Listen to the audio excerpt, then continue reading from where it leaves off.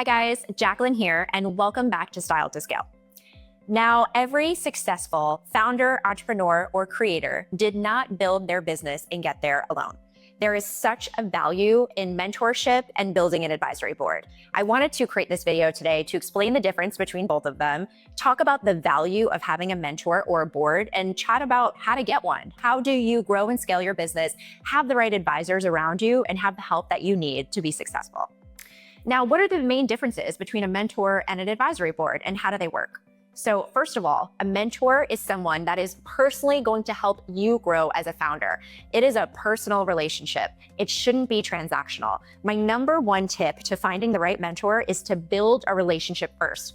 Don't just come in asking them questions and asking them help for how they're going to grow their business. And you really want to think about, what do I want to achieve in my life? What's my purpose? Where does my business currently stand? And think about people in your life that are 2 or 3 steps ahead of you in business that you have a relationship with or that you want to build a relationship with. Get to know them, also offer value to them, and that is how you build a successful mentorship relationship. Now, mentors don't always have to be someone older than you. Mentorship can be generational, cross-generational. Your mentor doesn't have to be someone who, is a millionaire and is 60 years old. That's a misconception about mentorship. Mentorship can be anyone that you admire that are doing things differently and are a little bit ahead of you, further and faster, and you really want to pick their brain. You want to ask them questions and ideas. You want them to challenge you and hold you accountable. But something really important to note about finding your own personal mentor to accelerate your own growth is that it's a two-way street, and it can't always be transactional. Now, I mentor a lot of female founders and entrepreneurs, and there's an approach to finding the right mentor. And I have some strategies, some words of advice for you, some tips on how to go about that relationship. Now, how do you go about finding the right mentor? Where do you find them? So number one, think about your existing network and relationships. Really identify where are the areas that you want to personally grow. Do you want to grow and scale your team and be a better business leader? Do you need help and advice figuring out how to balance your life, your mental and physical wellness, and continue to run your business and grow? Do you want a mentor that can help you focus and build your own personal brand, like media relations? So first, think about your objectives. Second, think about your current existing network and who you have access to. Now, you can also use platforms like LinkedIn, like Instagram. Think about people that might not be in your immediate network, but that you admire, that you want to approach. If there's anyone in your network that knows them, that's also a great way to get a hold of them. It's always easier when there's a personal relationship or a connection to help make an introduction for you. Now, I always say you have to make a strategic, educated, thoughtful introduction or way of approaching a mentor. Like I mentioned, don't just come in hot and say, this is what I need from you. This is what I want to take from you. Really think about how you're going to build that relationship. So when a potential founder comes to me and they're like, hey, I want you to be my mentor, I say, okay, great. Now, where do you need my help and expertise? What are you trying to achieve or accomplish in your business? And come to me prepared with an outline of topics or things you want to talk to me about. Don't waste my time. So number one piece, if you have someone that's going to give you their time as a mentor, girl, you better come prepared. Think about, what are the things I want to ask them? Do your research on this person, their achievements, anything that they can do to help drive along your business.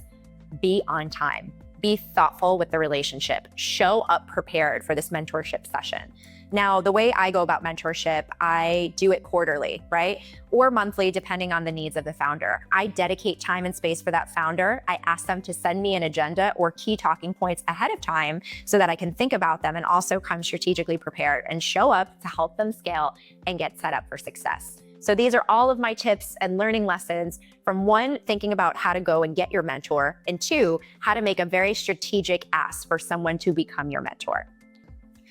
Now, I have started several businesses throughout my career. Most of them have failed. I have had some really hard learning lessons, and guess what, guys? I don't know it all. I am still working on my own growth as a founder, as a leader, and I'm always working on my business. I ask all of my clients for feedback. How do I improve? How do I get better? Because let me tell you something, we don't know it all. And there's always someone that's a little bit further than you, that can go a little bit faster than you, that have key learning lessons, basically that have a blueprint, that want to help you and want to see you succeed. So me personally, I have many mentors. I have mentors that have been with me throughout my entire career for years, who have watched me fail, succeed, learn, have given me some really thoughtful advice and feedback, who have picked me up off the floor after I felt like my life was over when one of my businesses ended in a really challenging way. And guess what? They have changed my entire career trajectory. Mentors have helped me learn to find a bit of a balance in my life. I really struggle with going too hard and getting a little burnt out by the hustle culture. So I have mentors that truly hold me accountable to taking care of myself. And I know that sounds like super basic, like obviously you need to sleep, you need to eat, you need to rest, you need to exercise. But having someone check in on me as a founder in a personal relationship and say, hey, Jax, have you been taking care of yourself? Are you taking rest? Are you taking enough breaks? Are you filling your own cup so that you can show up then for your team and your clients? And that's been really, really special for me. I also have mentors that I talk to about business development, and they offer strategic advice for me. I do not love the finance component of my business, but it's so important. You got to know your numbers. You got to know your P&Ls. You got to see where, you can find special discounts, tax incentives, how you're managing your cash flow. So I also have mentors that come in and they advise me. And I think the important piece here now, I'm going to talk about the difference between a mentor and an advisory board and really what that means, because you're in different phases of your business, right? Some of you are just starting out and you just need a mentor to get you started and get you on the right track. Some of you are running multi-million-dollar profitable businesses, but you need mentors and advisors throughout every life cycle, and you never stop learning. Okay, now we're going to talk about advisory boards. So just to back up a little bit, you've got your mentors that help you with your personal growth. Your advisory board, they are a team of experts that are coming together to help you accelerate your business. They are going to help you with strategy, with financial advice, and with business scaling. So how do you build a strategic advisory board? Now, think about your business, where you struggle, and where you want to go. Think specifically about the industry that you are in. And guys, let me tell you, I wish I started advisory boards so much sooner than I did for some of my companies and startups in the past, because they are golden. They are the people in your team, like they're your cheerleaders. They're there for you. Running a business is lonely. It's hard. You're going to have ups and downs, but your advisory board, that's your team. That's your added bonus. So a few tips and pieces of advice that I have learned the hard way and ways to think about structuring your board. Number one, usually an advisor on your advisory board takes a small percentage or equity in your company. Now, this is a pretty fair exchange. They're giving you their time, energy, resources, and network. So you want to give them a small percentage of your business or equity, because it's an even exchange. It shows that you've got skin in the game as a founder, and they're coming in to share value with you. So that's usually how it works. Sometimes an advisory board will do a charge for a founder, or there'll be some type of payment exchange, but usually it's surrounding some type of equity. And we can share more ideas on that when you're thinking about an advisory board contract or any other key lessons that I've learned throughout my experience. But going back to building the board, as a founder, the number one thing that I've learned is you need some damn good lawyers throughout your life and in your career. Having legal advice is so key to your business and your growth.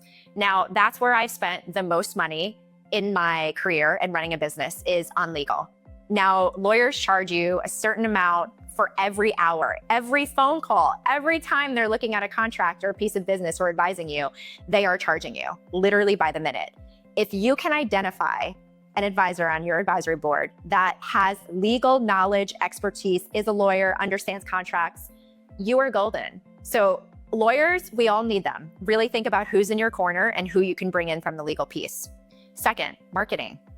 No matter what type of business you're running, you are going to need marketing help and advice. So again, think about the type of business you're in. What type of marketing do you need? Is it digital marketing? Do you need advertorial marketing? Think about who are the people in your network that have expertise, that have done this before, that understand the industry that you're in, because that's also going to be golden. They can help you think of campaigns. They could share market research or analysis. They can help you create innovative ideas, how to target your customers and how to continue to grow. Now, third, you want to think about bringing in a strategic advisor that can help you grow and expand your networks and contacts and resources within your particular industry. Perhaps it's another founder that had a successful exit that's in your same industry, and they have the blueprint. They know who to speak to for distribution. They've been there, done that, and now they're ready to help give back. That's a great example of someone that should sit on your advisory board. Also think about just successful entrepreneurs in general that you feel can contribute value to your business.